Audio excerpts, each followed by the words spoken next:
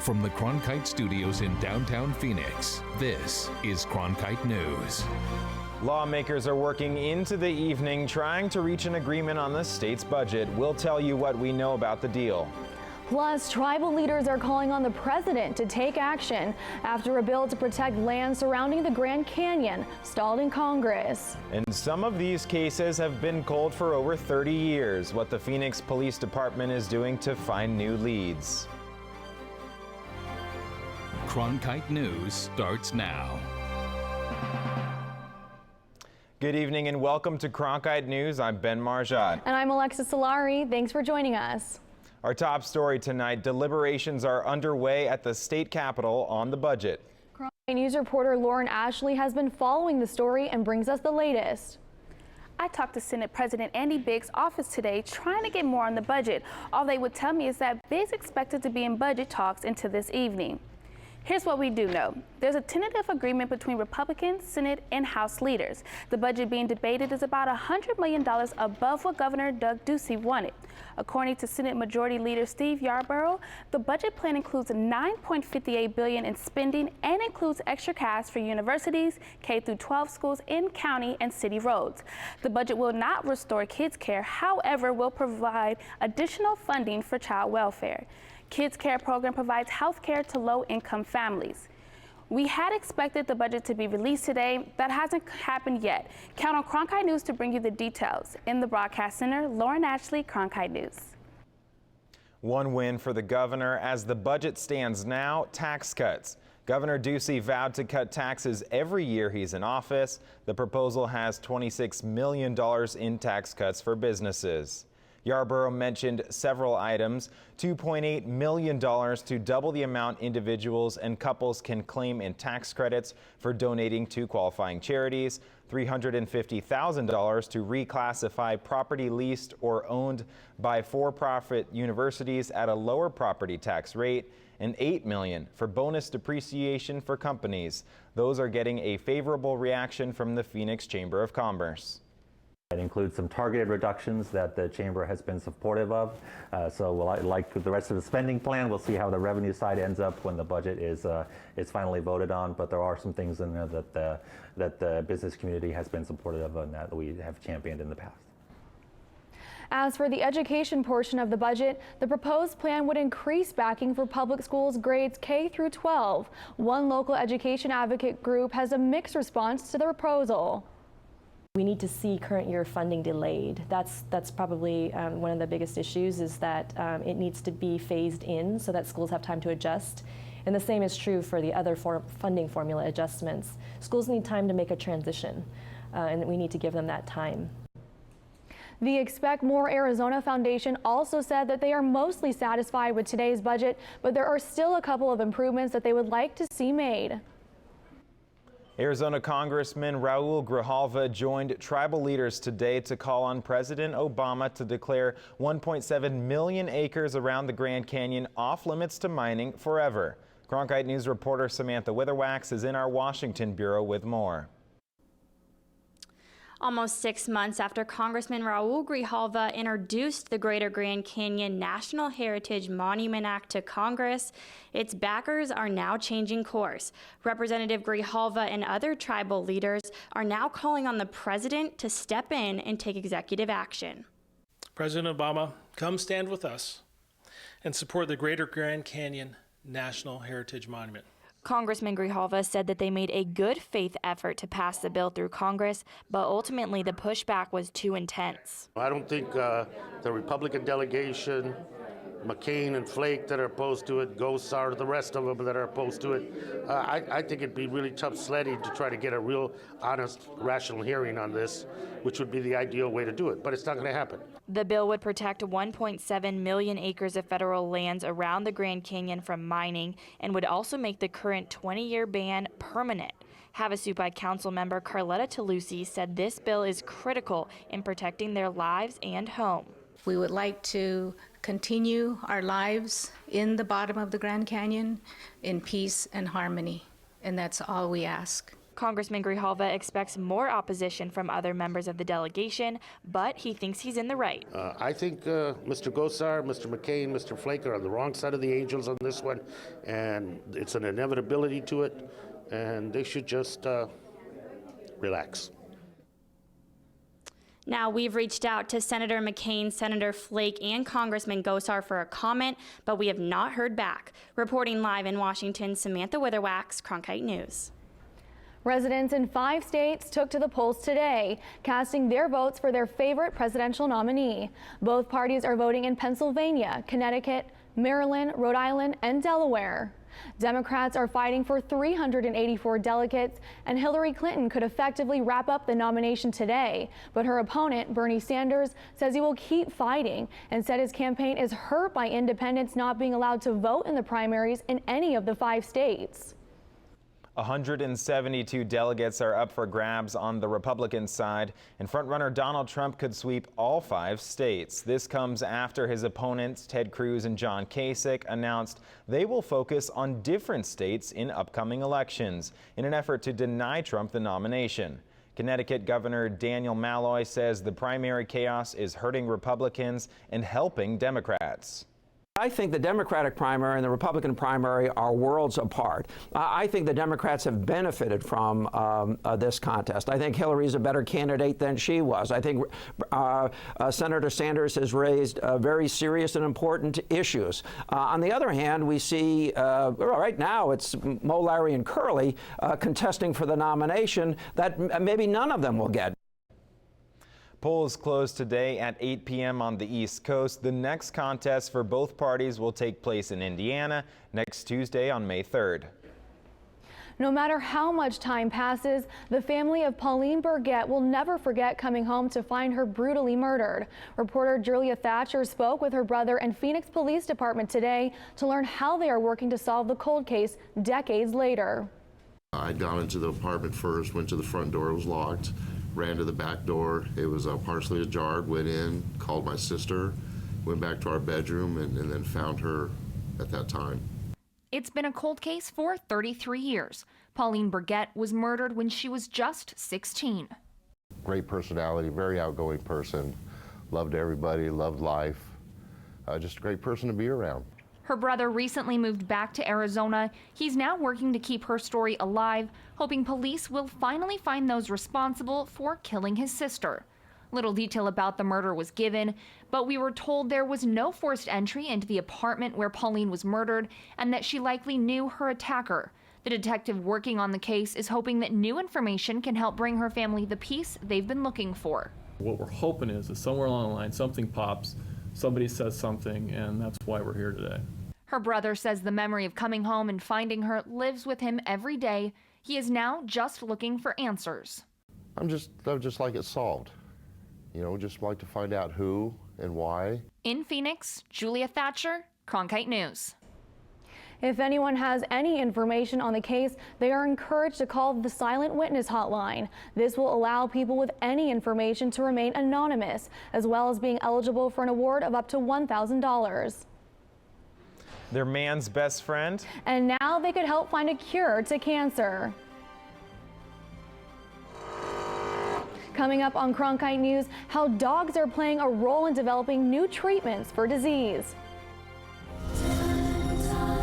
The true measure of all our actions is how long the good in them lasts. This is who I am, where I'm from. If you're on the right side of history, you can accomplish anything. It's a connection between your present and your past. Come this way. This is good. This is very good. We are attempting to fulfill the promise of America. The stories about who we are shape us. This is a chance to go through a time machine. Good heavenly days. We should know our history. It informs, but it doesn't constrict you. It's a framework to carry out human activity. Look around.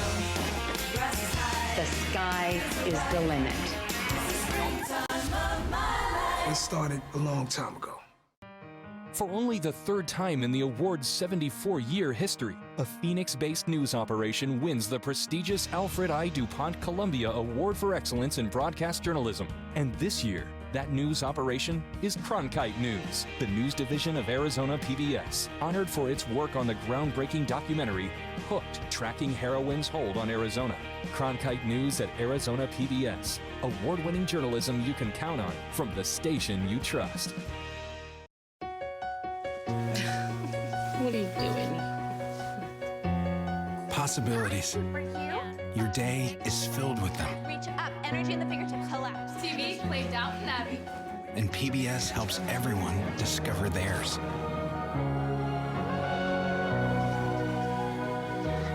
Anytime, anywhere. Up in the sky, you can see it. PBS, we're with you for life. Yet another reason why dogs are known to be man's best friend. Some Valley doctors say canines could be the key to unlocking better treatments and possibly the cure for diseases that affect millions each year. Meet Molly, Sophie, and Dreamer, 3 different breeds of dogs, all undergoing the same experience: chemotherapy treatment for cancer.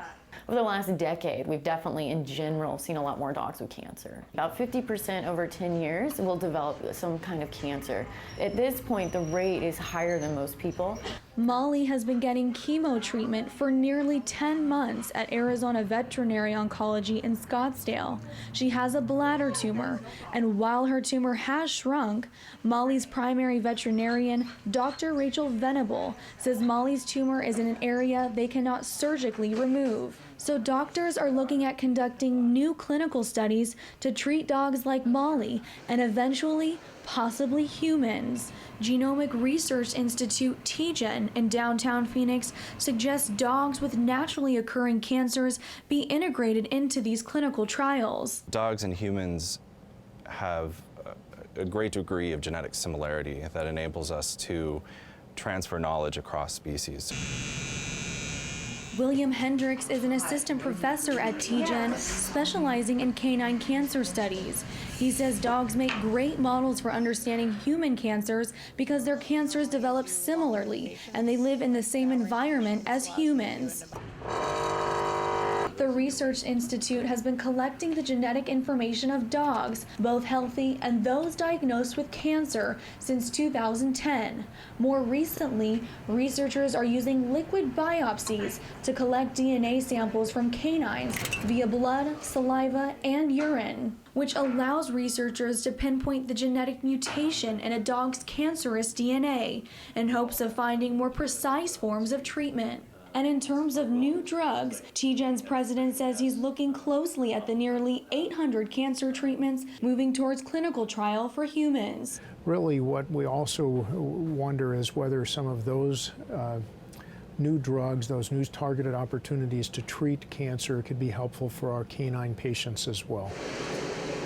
Venable sees 30 to 45 patients each week. She says the rise in canine cancer diagnoses has a lot to do with people taking better care of their dogs, and so they're living longer and the chances of getting cancer goes up, just as it does with people.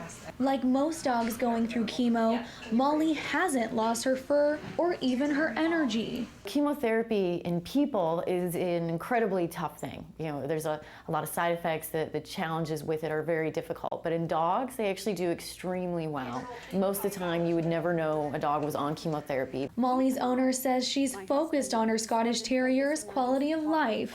We were just going to make the best of every day.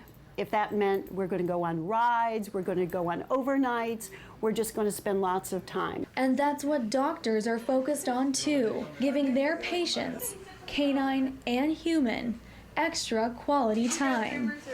In Scottsdale, Alexa Solari, Cronkite News. Today's a big day for graduating high school athletes. It's National Signing Day. And while college athletes across the country will be sporting their new school logos, Arizona State University is working to make it a special day for all new incoming students in the class of 2020. ASU caravanned around to different schools this morning, bringing Sparky, cheerleaders, and a lot of spirit to surprise and welcome students who have been admitted to the college. The only people who seemed more excited than the students, their parents, who also got to attend the special event. For the parents, that pride, that swelling of joy and the emotions that come with knowing that their children are going to get to live out the American dream, that they're going to fully participate in all the opportunities that the United States has to offer, and to be able to compete with anybody all over the world.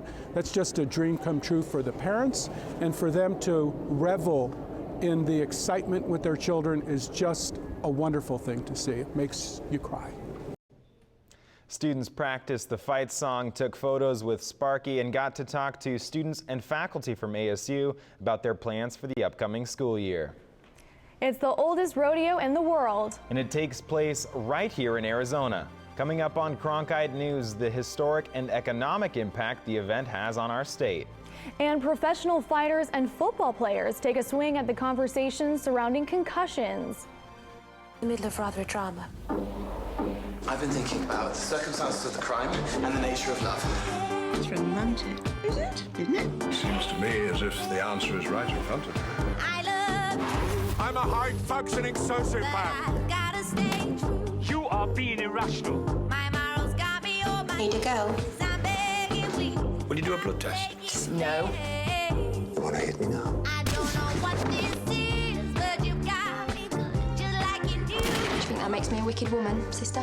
Will the prisoner rise? There is only one thing I would like. Pain. Sex? Heartbreak. Or love? Oh, yummy.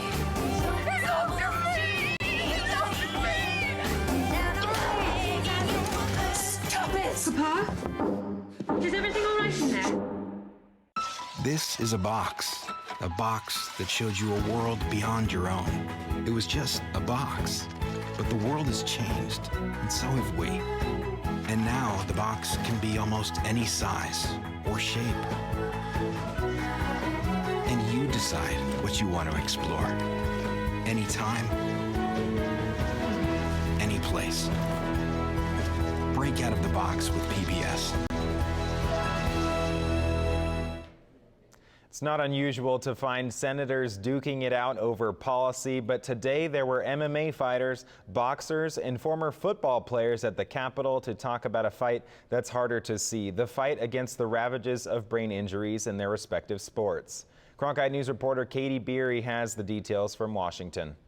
I went to throw that, I got the head, finna throw that right uppercut, and I went like this and hit me right on my chin. No actual punches were thrown in the Senate today, but there were plenty of fighters. In the words of John McCain, whose popularity far exceeds that of members of Congress, former athletes spoke lightheartedly about the problems in football and boxing. They ain't gonna know about it until you're dead. And that's not a time I'm ready to happen right now. I threw no jabs all day long. Are you hungry? Did you eat yet? Whop, whop.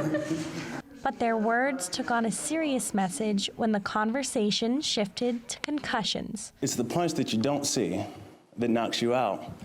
And for too long, the punch that a lot of people did not see was the effects of concussions and CTE. For Austin Trout, the new research couldn't come soon enough. Life after the ring was non-existent. And as a matter of fact, I think this sport is the only sport where the athletes get forgotten about, after they're done, when they're retired, they get forgot about it. But preparing for the matches can be the worst part.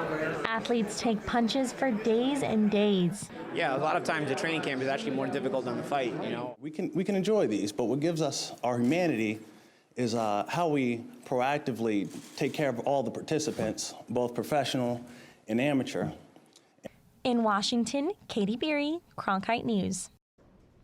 The Nevada State Athletic Commission will soon require all boxers and mixed martial arts fighters to undergo regular brain testing. They'll use an application developed by the Cleveland Clinic, which hosted today's event at the Capitol. Every year around Independence Day, the city of Prescott cowboys up for the world's oldest rodeo. But as Cronkite News reporter Torrance Dunham tells us, the event provides more to the city than just competitive action. The annual Frontier Days Rodeo in Prescott is a tradition rooted deep in the town's history and culture since the rodeo's beginning in 1888. But it's not just the history of the event that makes this a special time for the city. It's the millions of dollars the week brings in. Prescott was actually the first rodeo that sat down and wrote a set of rules for the rodeo. And also they charged an admission to the rodeo, creating a fan base. You know, when they think of Prescott, they think of the world's oldest rodeo. Prescott Tourism Director Don Prince said that while no formal study has been done in about a decade, he projects that surrounding areas like here at historic Whiskey Row could see upwards of $20 million during the time the rodeo was here. Devil's Pantry, a restaurant on Whiskey Row, sees a huge bump in sales during the rodeo festivities. Absolute most busiest time of the year. We go to having a good day might be $2,000 in sales any other day. But on the 4th of July weekend, we go to $8,000, $10,000 a day in sales. So it's 4 or 5 times as busy as everything else. For Siegler's Devil's Pantry, the rodeo not only comes with a boost in business, but also brings return customers throughout the year. A repeat customer keeps us alive and in business. We have a saying around here, July pays for January, February, and March, which are our slowest months. The 2016 rodeo takes place from June 28th to July 4th. In the broadcast center, Torrance Dunham, Cronkite News. They're a familiar sight in the skies and hanging around your gardens. But coming up on Cronkite News, why you could start seeing less and less of monarch butterflies. We are here tonight to explore tough issues. You've got to have people around you who aren't just laying rose petals in front of your way. And I kid you not, this is true. Trust is everything. This has been so much fun. It's about reaching people. There are more players on the world stage. The issues are more complex. We ask the questions that take us closer to the truth. What happened and what might happen. Because that's what we do. Would you like doing something like I do? I couldn't do this. I'm not qualified. I was thinking exactly the same thing. Hi, I'm Charlie Rose. As part of the Walter Cronkite School of Journalism and Mass Communication at ASU, Arizona PBS is providing a state-of-the-art venue for the next generation of journalists. From newsrooms in Washington, Los Angeles, and here in Phoenix, students engage in real-time, real-world news reporting, broadcast production, and online innovation. The Cronkite School and Arizona PBS working together in new ways to bridge the classroom to the community in the digital age. For only the third time in the award's 74-year history, a Phoenix-based news operation wins the prestigious Alfred I. DuPont Columbia Award for Excellence in Broadcast Journalism. And this year, that news operation is Cronkite News, the news division of Arizona PBS, honored for its work on the groundbreaking documentary, Hooked, Tracking Heroin's Hold on Arizona. Cronkite News at Arizona PBS, award-winning journalism you can count on from the station you trust. Each winter, people from around the globe travel to Mexico in the hopes of watching millions of monarch butterflies flood the sky. Cronkite News reporter Amanda Ames tells us why some are worried about the future of these delicate creatures. Monarch butterflies are the only butterfly in the U.S. to migrate thousands of miles each year, but changes along their path may mean fewer will make that long trek. There's a monarch. We got a monarch. Hear the word butterfly and almost immediately a picture of a big orange and black monarch comes to mind. But when was the last time you saw one? When we see a butterfly out in the wild when we're hiking or in our backyard, we're seeing a survivor. Due to climate change, habitat loss, and increased pesticide and herbicide use, fewer monarchs make the more than 2,000-mile journey south each winter. The statistic that's out there is that in the last 20 years, monarchs' numbers have declined 90%. Some butterfly advocates are pushing for the monarch to be added to the endangered species list. They're kind of a flagship species. They're an indicator of what's happening in our habitat.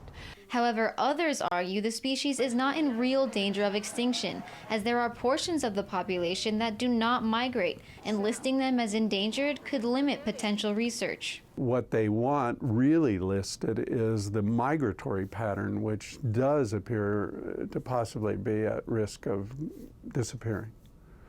But the monarch itself as a species, it is not at risk of going extinct. Preserving this awe-inspiring phenomenon may be better achieved by restoring the monarch's habitats along the way. If we can line our roadways with sunflowers, the monarchs would have a perfect migration highway to wherever they're going. So yeah, if I could have a dream, that would be my dream. While non-migratory monarchs only live about a month, those that make this incredible journey from Canada to Mexico and California can live upwards of 8 months. Amanda Ames, Cronkite News.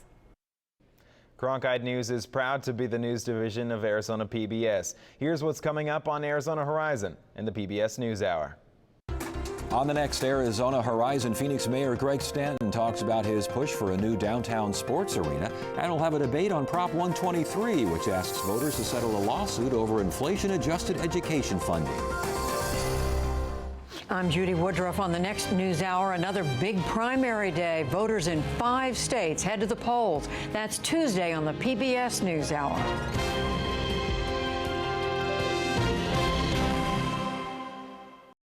That's it for Cronkite News tonight. Thanks for joining us. For top Arizona stories anytime, go to cronkitenews.azpbs.org.